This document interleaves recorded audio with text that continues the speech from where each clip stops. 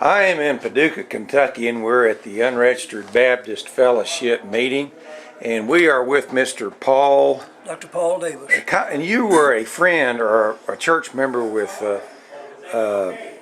J. Frank Norris. Yes, I was saved in J. Frank Norris. I was a member of the Temple Baptist Church when Dr. Norris was the pastor and Dr. G.B. Vick was the music director. Can you tell us a little bit about the things that you've written? You've written a couple of books, one about the Constitution. I've written 3 books. One is the Bible and the Constitution. The other one is I spent 7.5 years of studying the book of Revelation. And then also a book on Bible doctrine. It said all scripture is given by the inspiration of God and profitable for doctrine. And that's one of the least taught subjects because people will say, I know what I believe, but they don't know why they believe what they believe. And that's my passion, is to teach people, why do you believe what you believe? Why do I believe the Constitution? What in the Constitution do I know to believe? You can find things in the Constitution that are wrong. The 13th Amendment is wrong. The 16th Amendment never has been ratified. And things like this, so that we will know, as I said, why we believe what we believe, so we can stand against whatever it takes to stand against when the government tries to shut down your church, or when the government tells you can't teach such of this or that, or why you have to study or not say things that is going up, such as homosexuality and abortion and the liquor thing and drugs.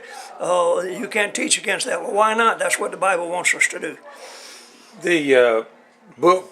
Which book did you write first? The one on the Constitution? The Bible and the Constitution. And what motivated you to do that? Well, in 1973, for some reason, I wanted to be a notary public, and I went into the courthouse. They called me and asked me to come get my seal. And so when I did, I went in. They wanted me to raise my right hand, swear to uphold the Constitution of the United States. I said, lady, I don't know what it says. She said, that don't make any difference. We don't either. I said, this is the courthouse. She said, that don't make any difference. Well, I said, no, I won't do it.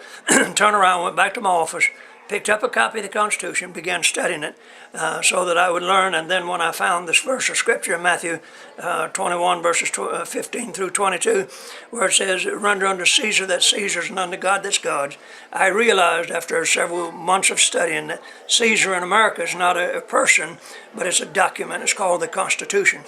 So in America, we have the Bible as the final authority in a man's life, the Constitution is the final civil authority, and then the people, and then government.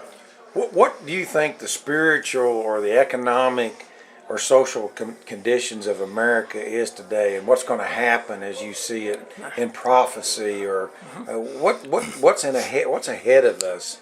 What's ahead of America is America's going to fall. Okay. America's going to go down.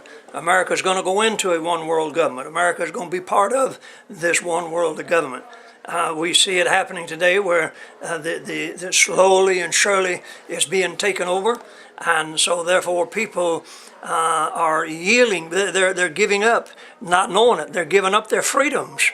And so we're trying to beg people to study these things, to know what your freedom is. Don't give up your freedom. And America is going to go down. The money system is going to disappear. We're going to soon be in a cashless society, and they're going to blame all that on drugs and everything. It's not. It's just more control.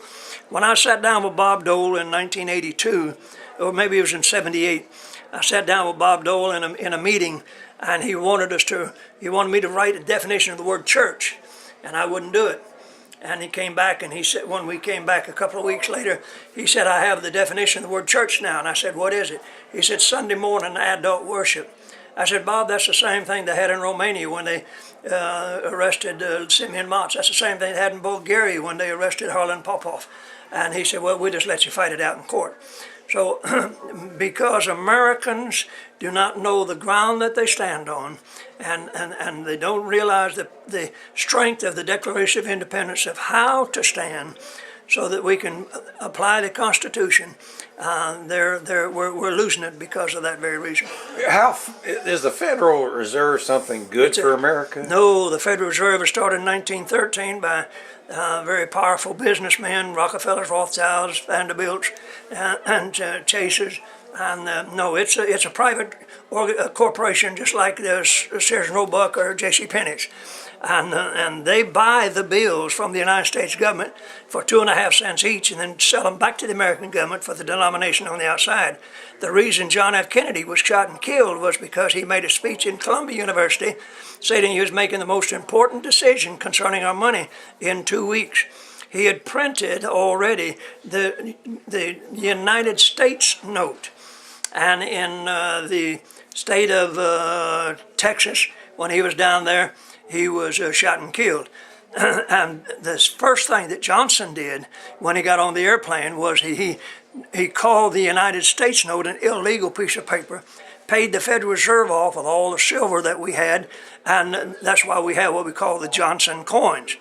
Then on top of that, you look at Ronald Reagan's life. What happened to him? He got shot. Why? Well, you go back 1 week in his life, and you find out that he made the statement he was not going to reappoint Paul Volcker as the chairman of the Federal Reserve Board. Well, who was Paul Volcker? Well, he was chairman of the Federal Reserve Board. And so the first thing that he did when he went back into the White House, out of the hospital, he reappointed Paul Volcker chairman of the Federal Reserve Board. No, it's a private organization and has nothing in it, and it's a deterrent to the American government. What is your favorite Bible verse or book in the Bible? What's my favorite book in the Bible? Yeah. It starts from Genesis and goes to Revelation, and they even take the cover. It says Holy Bible. Well, thanks for talking with us. All right. And we certainly want to encourage the people listening to get your books and read them. And thank you very, very much for talking with us, sir. God bless you.